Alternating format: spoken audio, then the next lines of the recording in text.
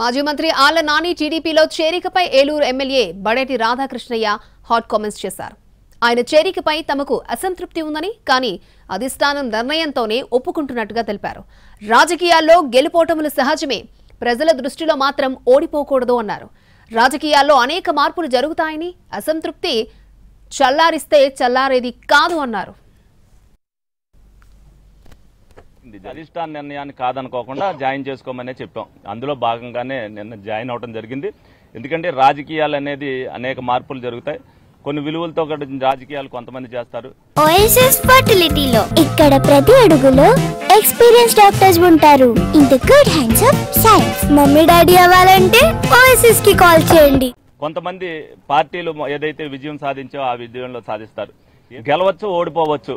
గెలుపు ఓటములు సహజమే ఏదైనా సరే, కానీ ప్రజల దగ్గర మటుకు మనం ఓడిపోకూడదు అనేది మనం చూసుకోవాలి. ప్రజల విశ్వాసాన్ని కోల్పోయినప్పుడు మనం ఏ పార్టీలో ఉన్నా ఒకటే. నేను రాజకీయాల్లోకి మరి యాదృచ్ఛికంగా వచ్చినప్పటికీ కూడా ప్రజలకు ఏదైతే మాట ఇచ్చానో దాని ప్రకారం మరి ప్రజలకందరికీ కూడా అందుబాటులో ఉండటం అనేది డిఫరెంట్ టైప్ ఆఫ్ పాలిటిక్స్ ఉండాలనే ఉద్దేశంతో మరి 8 నెలలు ఉండటమే కాదు, రేపు రాబోయే 4 సంవత్సరాల్లో కూడా ఇలాగే ఉండాలనేది నేను. ఎందుకంటే తెలుగుదేశం పార్టీ అనేది మహాసముద్రం లాంటిది. ఒకరు రావచ్చు, వెళ్ళిపోవచ్చు. దీంట్లో ఎంతో మంది నాయకులను తయారు చేసిన పార్టీ తెలుగుదేశం పార్టీ. దాంట్లోకి ఎవరు వచ్చినా సరే దాన్ని కాదనేది ఏమీ లేదు. కాబట్టి మేము